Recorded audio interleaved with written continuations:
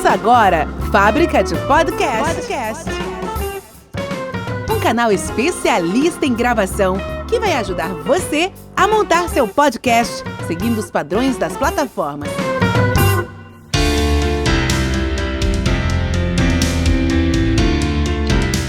E aí, pessoal, bom dia, boa tarde, boa noite, boa madrugada. Tá começando agora mais um episódio da Fábrica de Podcast. Aqui, Alex Fonseca, e esse é o nosso primeiro episódio de 2021. A gente deu uma pausa aqui, mas já estamos de volta a todo vapor. Hoje eu tô com uma amiga querida do sul do país. Por incrível que pareça, a gente não se conhece pessoalmente, mas eu tenho um carinho por ela como se a gente fosse amigo de infância. Eu vou falar agora com a Meg Gartner. Ela é coach de saúde mental e é palestrante, é escritora, tem um currículo aí muito grande nas costas, uma pessoa fantástica, e daqui a pouquinho, depois da vinheta, eu vou chamar ela. Fábrica de Podcast. Propague suas ideias. E aí, Meg, como é que você tá? Tudo bem com você? Tudo ótimo, Alex. Que bom estar falando com você. Vamos começar 2021, então, né? Vamos começar 2021 aqui nos podcasts da Fábrica de Podcast. Claro que a Fábrica de Podcast está a todo vapor desde o dia 1º de janeiro, não é? Aliás, já desde setembro de 2019 aí que a gente produz podcasts aí para esse mundo afora, né? Tenho clientes hoje, graças a Deus, em Israel, tenho cliente na Irlanda, tenho cliente no Canadá, tenho cliente no Brasil, né? Tem vários estados brasileiros aí. Você é uma cliente também, né, Meg? Sim, eu sou sua cliente. Com certeza. E a Meg vai falar pra gente sobre um projeto muito interessante, que inclusive o podcast dela tem esse nome, que é o projeto Levemente. Eu queria saber sobre esse projeto, como é que surgiu, qual que foi a ideia, qual que é a intenção dele. Então, bem bacana. Esse projeto, o projeto Levemente, ou como dizem aqui em Curitiba, Levemente, né? Levemente? É bonitinho demais esse sotaque. Não. Eu acho lindo. Levemente. O projeto Levemente, né? Então é um projeto que surgiu em 2013. Em 2013 eu tive uma reviravolta na minha vida, né? Eu estava trabalhando, eu era executiva de uma multinacional e eu estava numa das viagens que eu fiz, eu fazia várias viagens para o Brasil, e numa viagem aconteceu de eu ter uma crise de pânico, bem forte. Então aquela crise de pânico, ela não foi só uma crise, né? Ela se tornou o que a gente fala de síndrome. Eu a partir daquela viagem, 2013, eu comecei a ter crise de pânico. E por que foi uma reviravolta? Porque com crise de pânico, na época, eu não conseguia mais viajar de avião, eu não viajava de ônibus, eu não fazia mais nada. E como que eu ia ser uma executiva dessa multinacional, cuidando do território brasileiro, se eu não viajava mais de avião? Então nós tivemos que fazer um acerto, eu tive que sair da empresa e eu fiquei em casa um bom tempo. E eu lembro que eu falei para minha irmã, eu falei, puxa vida, como eu queria... Quando eu já estava melhor, é claro, né, Alex? Quando eu estava melhor, que eu já tinha ido no especialista. Já conseguia voar novamente? Não, ainda não. Eu só fui voar em janeiro do ano passado. Em 2020, eu fiquei 7 anos sem viajar de avião. E eu fui em janeiro do ano passado, né? Agora eu tô normal, tô viajando direto, né? Mas quando eu estava melhorando, que eu digo, quando eu comecei a ter atendimento médico, né? Eu comecei a ficar melhor e eu falei para minha irmã, puxa vida, como eu queria poder ajudar as pessoas que estão passando por crise de ansiedade, por crise de pânico, por depressão, como eu queria poder ajudar essas pessoas. E daí minha irmã falou, você pode começar a dar palestras. Daí eu falei, boa ideia, vou começar a me organizar para poder compartilhar a minha experiência. E daí ela falou, tudo bem, mas para ser um bom palestrante você tem que escrever um livro. Eu falei, nossa senhora, tá ficando difícil isso. E como eu estava em casa, eu estava de licença médica, no começo, depois eu fiquei em casa, eu realmente escrevi um livro. O nome do livro, ele é Socorro, Tô em Pânico. É um guia... Socorro, Tô em Pânico. Isso, é um guia prático para lidar com ansiedade e depressão. É um livro onde eu conto as minhas experiências.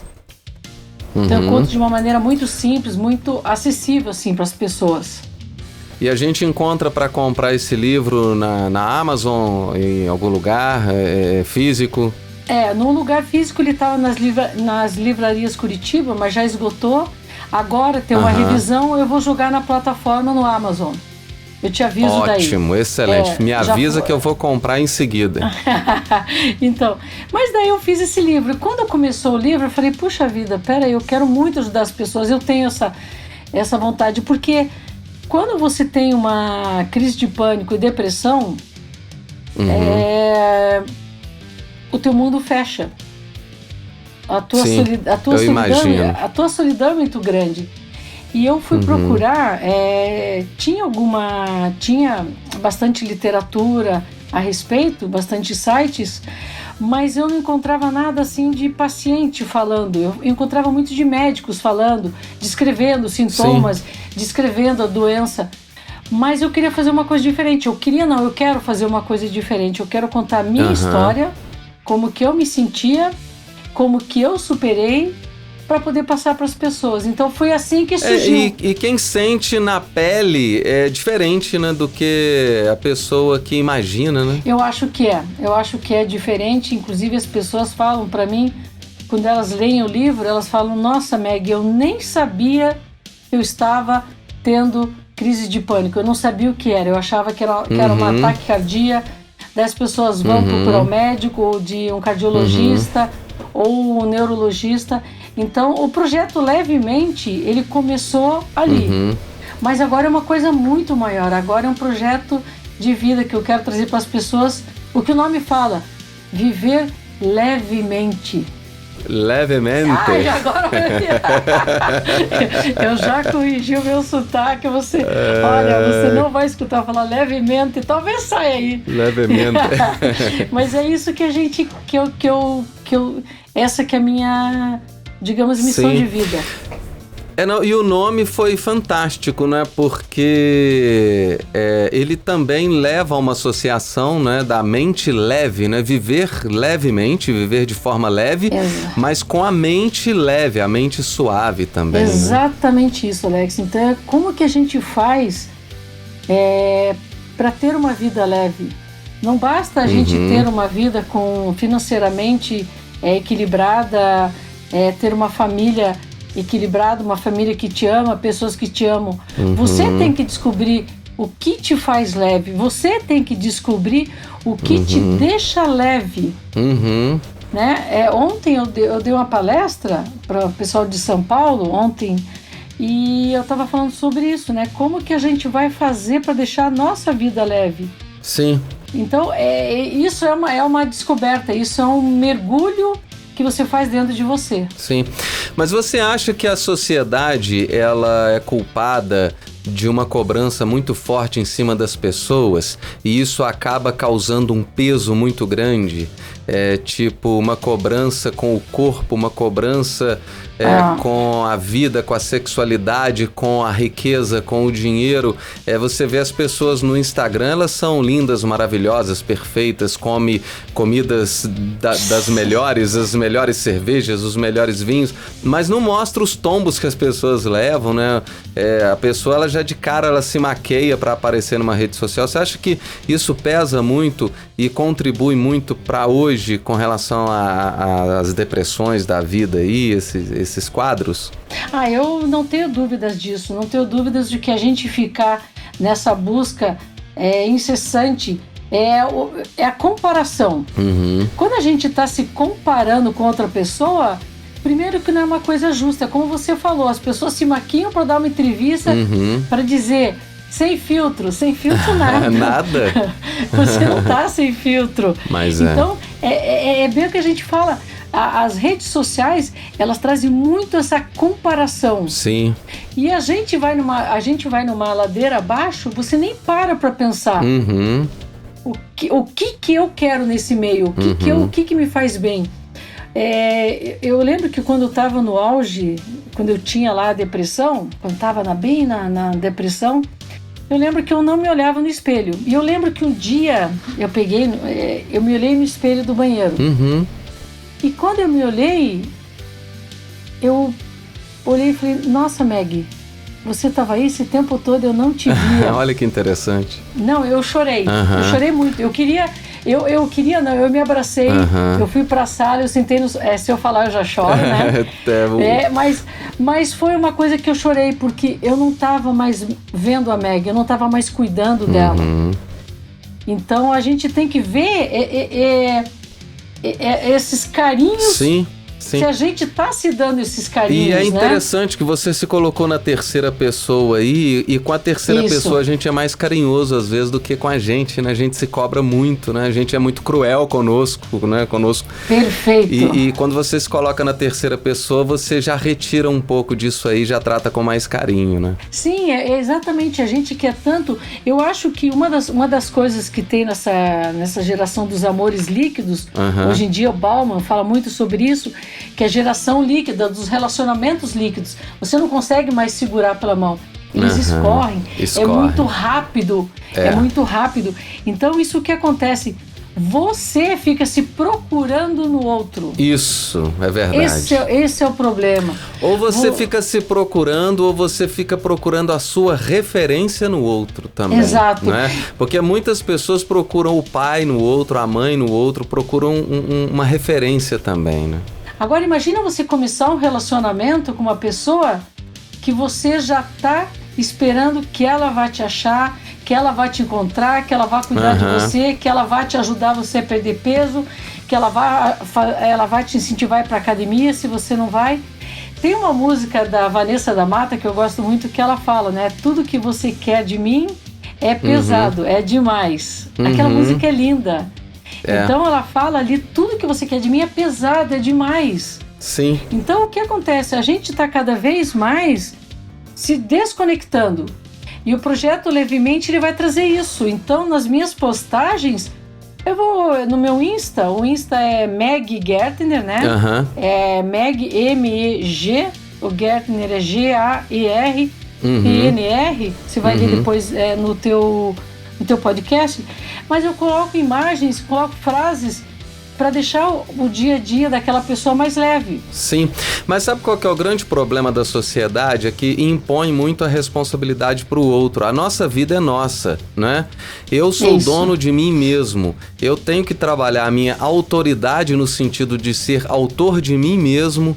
Eu tenho que trabalhar a minha autoestima, né? Eu tenho que trabalhar a minha interdependência, né, de mim mesmo, porque quando você joga a responsabilidade para o outro, a pessoa que se anula muito, por exemplo, ela joga a responsabilidade para o outro, porque na verdade ela se anulou numa ação, mas aí para compensar isso ela joga para o outro, e a gente tem que tentar trabalhar isso e parar com isso, né? Igual eu estava comentando até com a minha filha esses dias, tem aquela cobrança de que a pessoa ela não pode viver feliz sozinha, que ela tem que se casar, constituir família e chegar no fim da vida com alguém. Nem sempre. De repente ela se dá bem, muito bem com ela mesma, né? E ela quer chegar sozinha no final, então isso é legal, né? São opções de vida, mas voltando, as pessoas elas não param para se conhecer, então elas estão com uma mente pesada. Por exemplo, Alex, as pessoas não sabem a diferença entre depressão e tristeza. Sim, eu ia te perguntar isso agora. É sério, olha. Qual que é a diferença? A gente tá conectado. Então, a diferença, a tristeza tem uma causa. Você tá triste porque você perdeu um ente querido. Você tá triste porque você foi demitido do seu trabalho. Você tá triste porque você tem uma doença muito séria. Você tá triste porque você terminou um relacionamento. Você teve um acidente, existe uma razão para aquela tua tristeza. E isso é muito importante, você pegar aquela tristeza e você realmente, por exemplo, o luto. Estava conversando ontem. O luto é importante a pessoa passar por todas as fases. Sim, com certeza.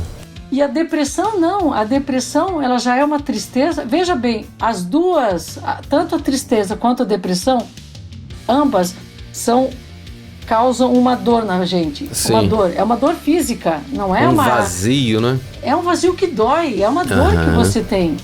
Sim. E quando a gente pega e vai e tem uma tristeza, um desânimo, uma falta de apetite, você não quer mais fazer aquilo que você curtia muito fazer. você já está assim com insônia, alguns sintomas assim.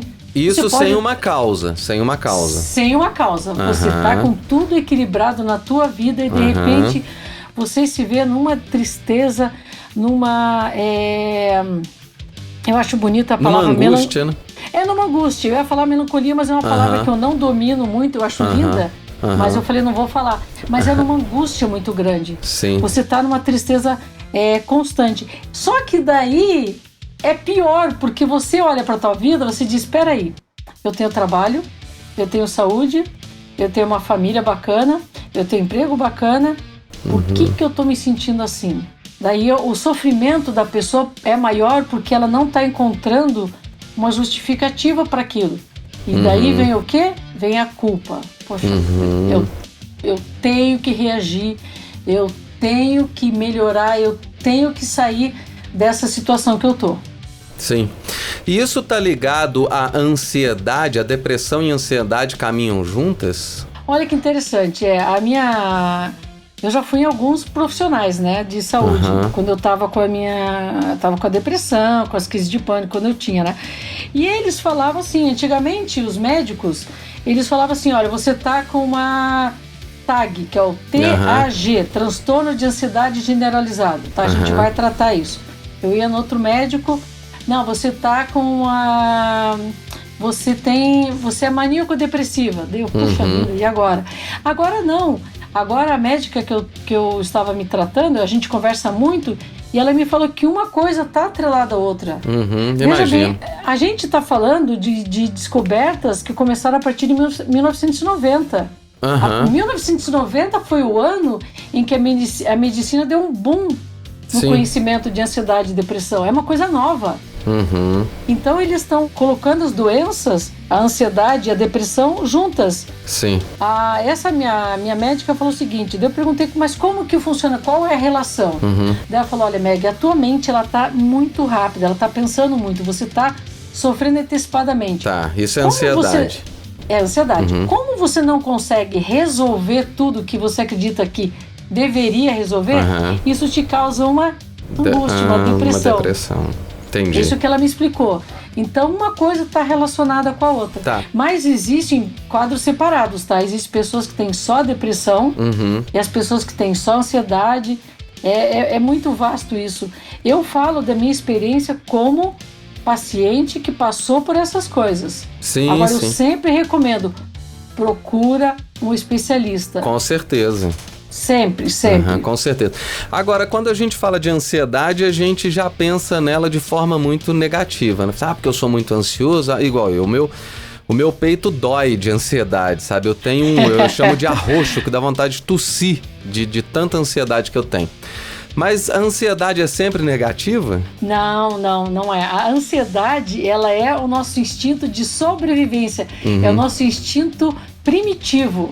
Ela que faz com que a gente queira sair da cama, com que a gente queira botar uma roupa bacana, com que a gente escove os dentes, que a gente tome banho.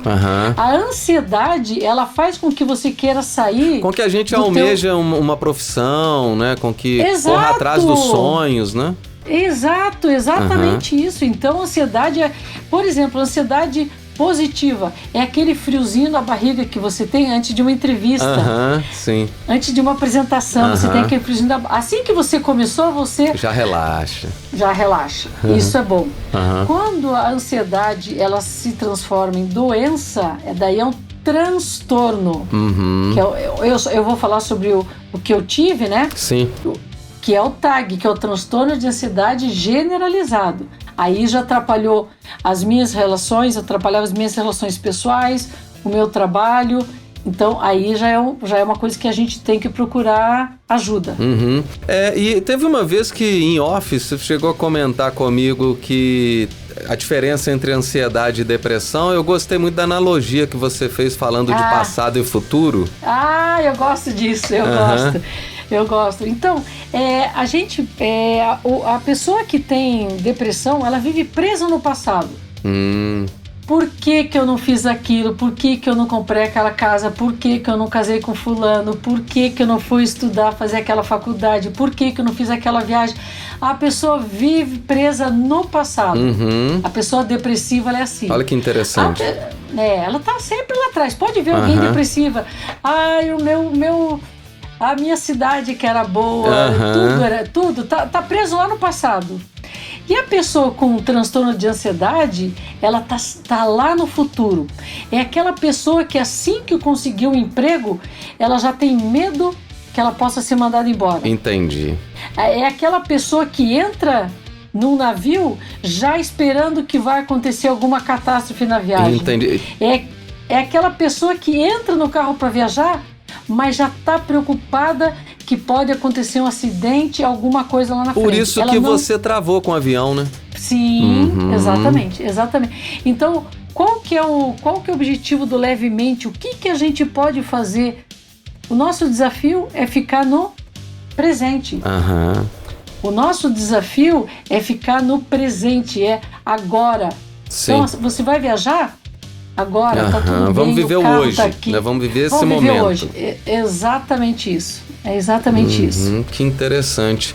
Bom, e como é que eu consigo identificar que eu tô com uma depressão, que eu tô com um transtorno de ansiedade? Igual eu te falei, eu sou muito ansioso, que eu sinto até o meu peito doer de vontade de tossir. Isso já me mostra que eu posso, de repente, ter um transtorno de ansiedade? Não, eu não teria condições de falar isso, né? Porque se for uma coisa constante, por exemplo, talvez não se deva procurar ajuda, porque a gente já teve uma conversa e você teve a mesma queixa, já faz tempo. Sim. E era uma outra situação. Você falou a mesma coisa, eu tenho assim uma coisa que me arrocha. Que me dói o peito. Inclusive eu tô com vontade de tossir agora porque eu tô sentindo isso nesse momento. Eu não sei, mas sabe o que é interessante? Começa pelo cardiologista. Sempre, eu tava conversando com a minha médica hoje, e ela me falou que uma mulher procurou ela, que ela tinha certeza que ela estava com crise de pânico. Essa médica disse para ela, tudo bem, vamos fazer o seguinte, vamos pedir uma bateria de exames. Pediu para ela ir no neurologista fazer um eletro da cabeça, para ela fazer um teste de aquele de esteira que a gente faz pro coração. Ela pediu para fazer. Quando essa paciente retornou para o consultório com os exames, cara, essa médica falou, saia daqui agora e vai direto pro doutor tal, que ele é cardiologista. A mulher já estava infartando. Olha que loucura. Então as pessoas têm falado tanto ansiedade. A pessoa tá com pânico. Agora as pessoas estão pensando, eu acho que eu tenho isso. Você só abrir um parênteses rapidinho, falar de medicalização, que eu acho interessante a gente tomar cuidado com isso também. Porque por se falar tanto em depressão, né? Igual a gente falou aqui, qual a diferença entre tristeza e depressão? Porque hoje em dia a gente compra pílula para tudo nas farmácias, né? Eu tô triste, eu vou comprar a pílula da felicidade. Isso. Eu tenho uma disfunção erétil, eu vou comprar uma pílula para me ajudar. Eu tenho um problema... qualquer problema bobo, eu já tô buscando ali uma ajuda. Eu fiz um curso de uma faculdade de música e eu lembro que lá no curso de psicologia falava sobre essa medicalização exagerada, né, principalmente de crianças. Às vezes o menino é esperto, alegre, feliz, pra cima, mas ele é bagunceiro, ele é uma criança, né? E aí a mãe fala, esse menino é da pá virada. E aí ela leva ele no médico, mas fala, não, vamos dar um remedinho pra ele. Aí ele toma ali um antidepressivo, aí o menino prostra, ele começa até a babar. Eu sei o que você está falando. Aí ele deixa de ser um menino ativo, esperto, crescer com a infância que ele tinha que crescer, porque ele teve um diagnóstico errado. Exato. Né? Que na verdade ele é criança, ele não é hiperativo nem nada, né? Então eu acho que tem uma vertente aí, né? Uma linha muito tênue entre essas diferenças que tem que se tomar cuidado, né? Tem. Por exemplo, quando eu tive as crises de pânico, eu procurei o médico e eu tomava remédios, sabe? E ajudavam. Eu tinha uma situação que eu ficava chorando o dia inteiro. O dia inteiro, tipo, não, claro, direto, mas... Sim. Eu tinha uma tristeza, uma angústia que era o dia inteiro. Assim que eu tomei o medicamento, 15 dias depois, Eu falei pra médica, por que você não me forçou a tomar isso antes? Então, mas o seu caso foi algo assertivo, né? Foi algo que de fato existia e você precisava. Mas eu tive, mas olha só, eu tive muita resistência. Tanto é que eu falei pra ela, por que você não insistiu antes? Ela falou, Meg, você estava muito resistente. Entendi. Entendeu? Entendi. Então, existem casos, agora eu falo, por exemplo, a gente está falando do cérebro, o que o remédio vai fazer?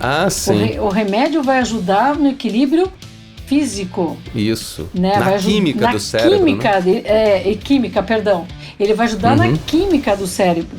Então, você pode ter momentos em que você vai precisar desses equilíbrios, desses sais, né? Que geralmente os remédios são compostos. Sim. Por isso que eu falo, procure um especialista. Eu não estou falando procure um médico, porque como você falou agora no caso dessa criança hiperativa, sabe? Eles estão transformando algumas crianças em sabe? Eles ficam quase zumbis, né? Eu ia falar zumbi.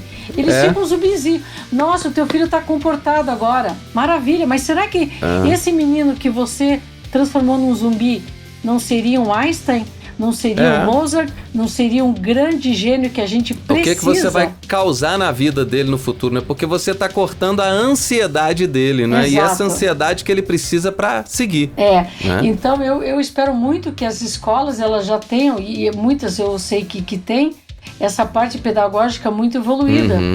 Para não medicar quando não é para medicar.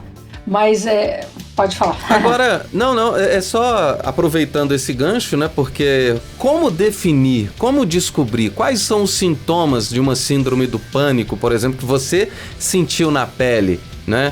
Uma síndrome do pânico, uma ansiedade, uma depressão. Quais os sintomas disso tudo para que a gente consiga, de fato, não só pegar ali uma criança hiperativa e torná-la um zumbi, mas de fato saber distinguir. Não, eu vou precisar ficar atento e levá-la no médico, porque de fato ela está ultrapassando algum limite que não poderia, né? Uma das coisas mais interessantes que os pais podem fazer é observar as crianças. Primeiro, teve alguma mudança? Gente, eu só gosto de deixar bem claro que eu não sou psicóloga, eu não sou... Sim. Eu tô falando o que eu já tenho conhecimento, assim, através das pesquisas que eu fiz. Mas, por exemplo, não é só em criança, porque adolescente é complicado, porque adolescente a gente muda de comportamento por uma questão hormonal, né? Mas a gente tem que prestar atenção se está tendo uma mudança de comportamento, se está se isolando. Eu lembro que, por exemplo, eu amo andar de moto, você sabe disso. É uma coisa que me dá muito prazer andar de moto. E quando eu tive a depressão, a moto ficou parada muito, muito tempo. Olha, pra mim ali eu falei, peraí, pra mim foi o meu... Tem uma coisa muito errada nisso aí. Tem uma coisa muito errada, porque eu nunca ficava assim, entendeu? Então você vê, por exemplo, observa no teu filho, na tua filha, na tua mãe, no teu pai, na tua esposa, no teu esposo, se a pessoa não gosta mais de fazer aquelas coisas que ela tinha prazer em fazer. Isso já é um sintoma. Como que é? Eu vou descrever como que é uma crise de pânico, tá? A última vez que eu tive, eu tava indo pra praia, né? Tem uma praia aqui em Curitiba, aqui no Paraná, que chama Guaratuba. E para você chegar até lá, você pode ir ou por uma BR, que você chega lá, ou você ir pelo ferryboat, que é mais bonito você passar pelo ferryboat, né? Então, mas imagina, final de ano, a fila é gigantesca.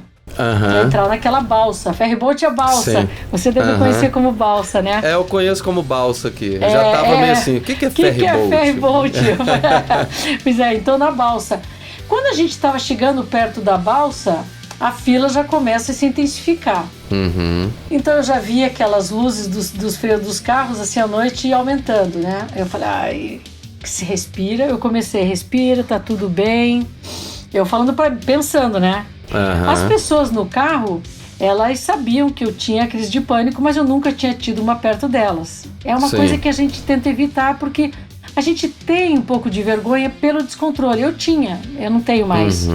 Mas eu falei, puxa vida, bom, vamos lá, respira, tá tudo bem, tem ar, tem tudo. Conforme foi aproximando, o coração começa a disparar. Ele vai sair pela boca. Você para, daí eu já abri a janela do carro, né? A motorista que estava do meu lado, ela sabia, ela já falou, tá tudo bem? Eu, tá, para tocar, porque você quer vencer aquilo. Pegou e foi, eu quieta, todo mundo brincando no carro e eu quieta, daí foi. Quando tava no ferryboat, eu abri a porta, eu saí, eu chorava. Eu não conseguia respirar, a sensação, porque você tá, a sensação que você sente primeiro nas costas, você fica suando frio nas costas. A tua mão, ela fica suando frio também. Você quer fugir dali, você não sabe para onde, você não sabe do que e por quê. Mas imagina, eu tava plena final de ano, no carro, em cima dessa balsa, e já tava no alto mar. E não tinha jeito. A menina que estava comigo, ela pegou, ela já sabia, ela ficou bem do meu lado, e ela jogava assim água na minha nuca para refrescar. Aqui, eu não sei quantos minutos, eu acho que a travessia deve ser uns 5, 7 minutos. Para mim é como se fossem 2 horas. Sim. É muito ruim a sensação. E depois que passa, você fica normal, você fica bem. Só que o fica bem, você fica se sentindo mal, porque você diz, puxa vida, por que eu não consegui controlar? Você se cobra, né? Muito, sem necessidade, muito, né? Muito. Não, você não é também sem necessidade. Os olhares das pessoas naquela balsa eram tipo... Não, sim. Chegou um homem, eu escutei ele, né? Eu tava passando mal ali, e ele chegou e falou assim, né? Ele fez um sinalzinho para essa minha amiga se eu tinha bebido todas. Você acredita? Olha só, sério mesmo? Falta de empatia, né? Falta de empatia. Porque, poxa, que pessoa que vai ficar ali, sabe? Ele fez assim, tipo, um final de ano, né? Tipo, bebendo. Então, você fica com... Não, e não é da conta dele também, não. Não é, caraca, não é. Mas quantas vezes eu já devo ter feito isso, né, Alex? Quantas vezes eu vi alguém passando mal e eu posso ter julgado erradamente? Então, sim, com certeza. Eu não fiquei assim chateada. Não, sim. Eu só queria estar bem... A gente amadurece, evolui também, né? Mas eu mesma devo ter feito a mesma coisa que ele, tipo, opa, bebeu... Sabe aquele sinalzinho assim? Bebeu todas, assim, final de bebeu festa. Todas. Não era final de festa. Então, acho que a tua pergunta foi isso. O que é? Então, é uma sudorese, você sente que a tua mão... tremedeira, né? Um calafrio, né? Dá. Você já tem algumas pessoas que têm assim, elas não conseguem falar, elas não conseguem andar, para você ter uma ideia. Né? Porque o corpo trava inteiro. E quando a gente vê uma pessoa passando por uma situação dessa, como que a gente deve reagir? Porque às vezes a gente perde o controle também, né? Fica querendo ajudar demais e nem sempre... Nossa! Se você chega e sufoca e pergunta muito, pode fazer bem, né? Perfeito que você perguntou. No livro, a cerejinha do livro é a parte do grupo de apoio. Que lá, 3 pessoas, eu acabei ensinando eles como que eles podiam me ajudar. Sim. Que nem eles sabiam. Então, primeira coisa, se você vê alguém tendo uma crise de pânico, como que essa pessoa vai estar? Ela não vai estar agressiva, ela não vai estar... tendo uma convulsão, ela está tendo uma crise de pânico. Ela vai estar sofrendo internamente, né? Exatamente, então vai estar confusa. Então, o que a gente pode fazer é chegar perto dessa pessoa, põe de leve a mão no ombro, sabe? E só fala, tá tudo bem com você? Olha, isso vai passar, eu vou ficar aqui com você até passar. Cara, se você soubesse o poder... E pronto, não precisa falar mais nada. O que você precisar, eu tô aqui. Pronto. Exatamente isso. Não precisa abraçar a pessoa. Você quer que eu chame a ambulância? Não. Que ninguém... A notícia é boa. Ninguém morre de uma crise de pânico. Ninguém. Por mais desconfortável que seja, ninguém morre. Então, só fica do lado, põe a mão no ombro, alguma coisa e diz, olha, tá tudo bem, eu vou ficar aqui com você, isso vai passar. O que você precisar, eu tô aqui. Isso tem um poder maravilhoso para fazer. Entendi. Né? Excelente, Meg. Essa conversa tá muito boa. E é legal que esclarece muita coisa, inclusive para mim, né? E para nossos ouvintes aqui. Existe uma regionalidade com relação a essas coisas? Por exemplo, existem países que são mais suscetíveis a desenvolver essas síndromes de pânico, depressão, ansiedade. Por exemplo, o Brasil. O brasileiro é muito ansioso, né? Acho que, eu não sei se o Brasil é o país mais ansioso do mundo, mas eu sei que o brasileiro é. Inclusive, hoje mesmo eu estava percebendo uma situação aqui na minha cidade que a gente não pode nem estacionar um carro direito aqui, que o pessoal já está metendo a buzina na gente. Isso está ligado a uma ansiedade louca, né? Sim, eu ia te fazer essa pergunta agora. O país mais ansioso do mundo, de acordo com a OMS, Organização Mundial de Saúde, é o Brasil. Olha que loucura. Olha que loucura. O país do futebol, o país do carnaval, o país da alegria, né? O país da alegria. Nós somos... Isso antes da pandemia. Eu não estou falando... Agora, na pandemia, os dados aumentaram no mundo 86% no mundo. Então, mas agora... você acha que o número de doentes com relação a síndrome do pânico, a depressão, a TAG, aumentou com a pandemia? Ah, sim. Ontem mesmo, antes da nossa entrevista, que eu fui ver os dados do Ministério da Saúde, aqui no Brasil aumentou em 86%. 86%. Ou seja, agora a gente está cuidando de um vírus.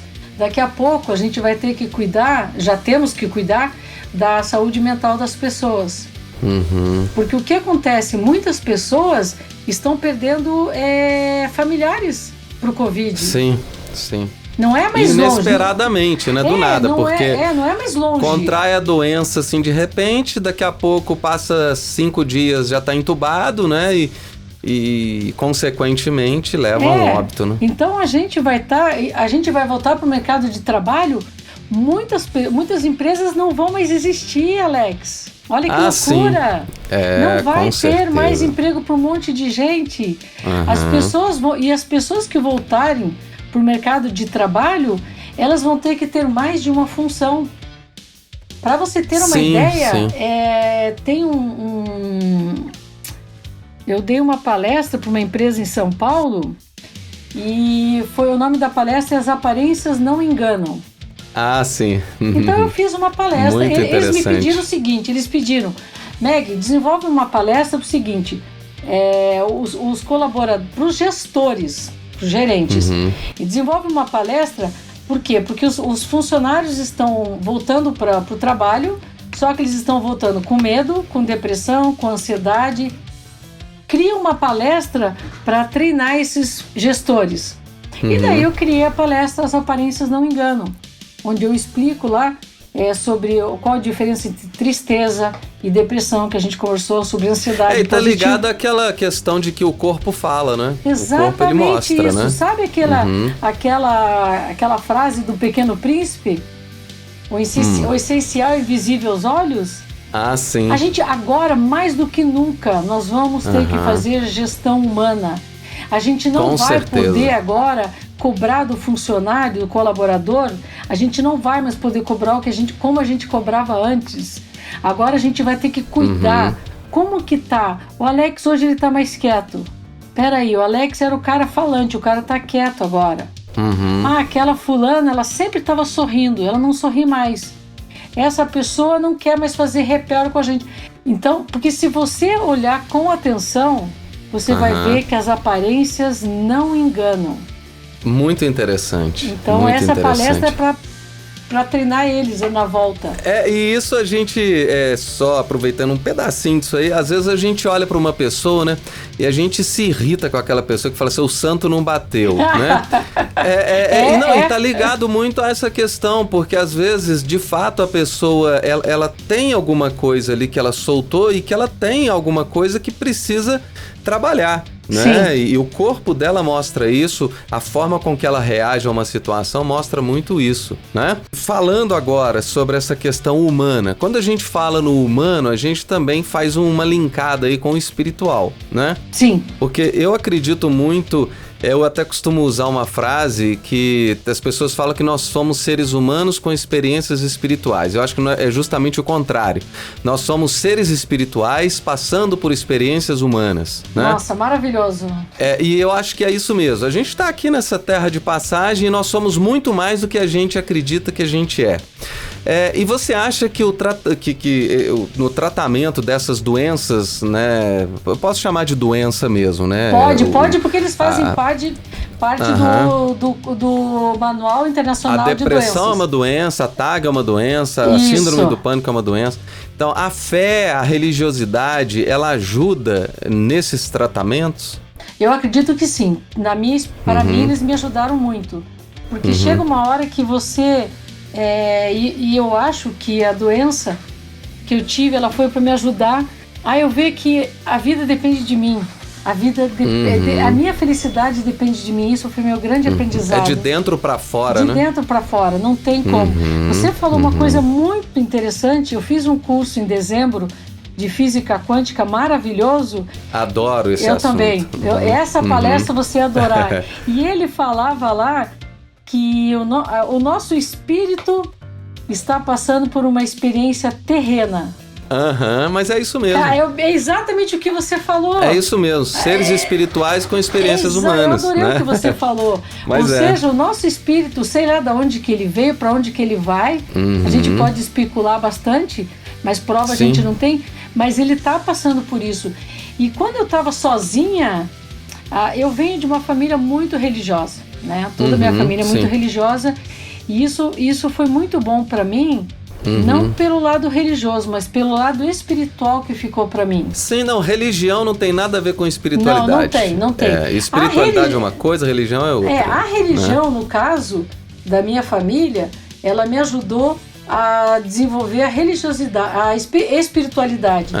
Então eu falava muito com, sabe, eu fazia muita oração, eu questionava muito as coisas que eu estava passando, e eu lembro que eu falava assim, Deus, por que eu estou passando por isso? Essa foi a primeira parte. Depois eu já tinha outro tipo de oração. Aí depois você chega assim, Deus, você não tem nada a ver com isso, né?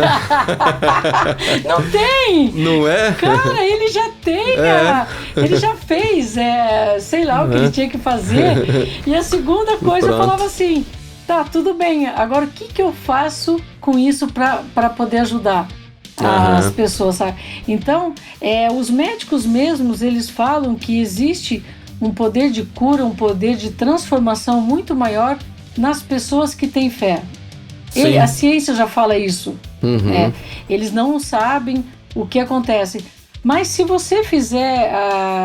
tem um curso da Universidade de Berkeley, fica lá na Baía de São Francisco, que é muito interessante, é um curso sobre a psicologia positiva. Sim. E esse curso, ele fala sobre a gratidão. Eu acho que é isso que sensacional. É isso que a religiosidade me trouxe. Gratidão. Eu acho que você ser grato pela vida, você ser grato pela natureza, ser grato pelo ar. Uma pessoa que está entubada, o que ela mais quer é ar. Olha que fato. Loucura. E a gente não valoriza esse ar, né? A gente respira ele aqui naturalmente, pronto. Então, para mim, a religião, ela é assim, serve para muitas pessoas como uma ajuda, mas eu acredito que a espiritualidade, você acreditar num ser maior, alguma coisa, alguma coisa maior, eu acho importantíssimo para a pessoa. Mas eu dei uma palestra, uma entrevista num canal aí, e era um canal religioso, né? E eles queriam muito que eu falasse sobre isso. E eu tive muita dificuldade de falar sobre a religião ali, porque eu acredito muito na espiritualidade. Eu também. Então... Inclusive, hoje eu acredito que nós somos muito plurais, inclusive religiosamente falando. Eu não sei se você já assistiu um documentário a história, acho que é A História de Deus com Morgan Freeman no Netflix. Assisti. É sensacional, Fantástico. abre o nosso horizonte com Abre. relação à espiritualidade, porque é como se colocasse ali cada religião, cada nação com seu representante de Deus na Terra. E isso dá um ecumenismo carinhoso, né? Uma coisa assim que quebra preconceitos religiosos de todos os tamanhos, né? E é muito interessante porque gera uma empatia muito grande entre essa questão espiritual, e a gente quebra a questão da religião e coloca isso num patamar só, porque não tem o que se fazer, né? A religião é isso. A minha última pergunta para você aqui, que eu acho que é a que fecha isso mesmo, e você vai concordar com isso, se existe cura ou existe controle para essas doenças, né, que existem aí, síndrome do pânico, depressão, transtorno de ansiedade. Existe cura ou não? Eu tenho que controlar isso a minha vida toda? Os dois. São os dois. Porque, por exemplo, eu tive depressão, está sempre no passado, né? Você vê que eu tô falando, no passado eu tive depressão, eu tive ansiedade, Entendi. Eu não tô tendo agora. Mas eu tenho um controle, eu sei que tem algumas coisas, alguns gatilhos que eu tenho que evitar. Eu já me conheço. Sim, eu fiz terapia há muitos anos para descobrir quais são os gatilhos. Então, Ótimo. Eu estou curada? Estou. Estou fazendo controle? Estou também. Tá? Então, mas não precisa de remédio o tempo todo. No meu caso, não. Mas tem gente que precisa e não tem problema nenhum se tiver que ter remédio, não tem problema algum assim. Então, cada caso, a gente está falando, veja bem, do nosso cérebro, de doença do cérebro. É muito complexo. Então, é uma coisa que tem que cuidar muito. Não, e nem os próprios médicos conhecem ainda a fundo, né? Exatamente. Bom, Meg, então nós vamos encerrar por aqui, mas antes disso, é claro, como sempre eu faço com os meus convidados aqui, suas configurações. Suas considerações finais, Meg, aqui pra gente, porque é claro que você tem uma bagagem enorme e você tem ainda muita coisa pra falar, né? Mas aí tenta resumir aí as suas considerações finais aqui pra gente. Então, para terminar, vamos só ver a história da lagosta. Todo mundo conhece a lagosta. A lagosta, ela tem uma casca muito dura, né? Tanto é que a gente, quando vai comer a lagosta, você quebra com martelinho ou com uma faca muito afiada. O que acontece? Sim. Ao longo da vida da lagosta, ela vai crescer, ela vai ter uma casca dura e conforme ela cresce, ela tem que abandonar aquela casca. Ela fica sem aquela casca e quando fica só aquela parte macia, ela fica escondida no meio das rochas, esperando a nova casca nascer. Que interessante, eu não sabia disso. Daí vai crescer novamente a casca dela, ela sai de lá, ela se esconde porque enquanto ela está sem a casca, ela está vulnerável para os predadores. Extremamente.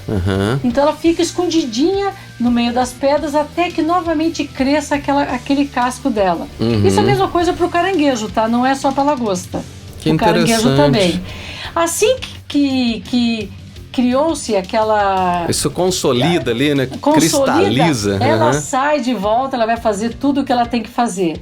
A lagosta vai fazer tudo o que ela tem que fazer. Novamente, quando ela cresce, aquela casa fica pequena para ela. Ela sai, ela fica lá escondidinha, perde aquele casco e espera novamente um novo casco se formar. Então, pra gente terminar só pensando nisso, que nem toda depressão, nem toda ansiedade, nem toda tristeza, ela é um mal mortal pra gente. Aquilo pode ser o nosso corpo mostrando pra gente que alguma coisa tem que ser mudada. Que interessante. Aquilo pode ser o corpo dizendo, olha, Meg, você ficou pequenininha. Você vai ter que criar e até me arrepia quando eu falo isso, porque eu sei que é verdade. Você vai ter que sair, vai ter que se cuidar, fechar um pouquinho, se proteger. Quando você tiver forte, você volta. Olha. Então, eu só queria terminar então contando essa história da lagosta, né? Sensacional. Para que a gente possa lembrar que nem todo limitador que a gente tem na vida, ele é uma coisa ruim. Sim. É isso. Fantástico, sensacional. E de fato isso já aconteceu na minha vida, porque quando eu comecei a fazer terapia, eu fui porque eu batia dente, eu bato dente de ansiedade, assim, de preocupação, eu não ranjo não é bruxismo, não é bater mesmo, sabe? Nossa. E lá ela falou assim, não, tem nada a ver com o seu dente isso aqui. Aí fui descobrir um monte de emaranhado ali dentro. O dente era só um sinal para que eu buscasse ajuda. É isso mesmo. Mas é legal demais, muito interessante, Meg. Muito obrigado, fiquei muito feliz. Eu também. Com essa conversa. Foi muito produtivo isso aqui. A gente vai ajudar muita gente com esse podcast. Você vai divulgar aí nas suas redes, eu vou divulgar de cá também. Nós vamos fazer isso rodar por esse mundo afora aí. E eu vou encerrar só pedindo para você falar uma coisa para mim. Não. Levemente. Eu sabia. Vai lá. Aí, pessoal, então, eu sou a Meg Gärtner, do programa Levemente. Show de bola, Meg. Falou, então tá bom, pessoal. Até a próxima. Gente, então valeu. Essa daqui foi mais uma conversa super agradável, né, da Fábrica de Podcast aqui com a Meg Gärtner. E foi muito bom falar com você. A gente volta, se Deus quiser, na semana que vem com mais um assunto bacana. Lembrando que se você acessar www.afabricadepodcast.com.br, você faz o seu podcast também. A gente te dá todo o suporte, tá bom? Acessa lá então. Um beijão. A gente se fala. Até mais. Tchau. Tchau. Você ouviu Fábrica de Podcast. Você conta a história e nós fazemos o som. Te espero no próximo episódio.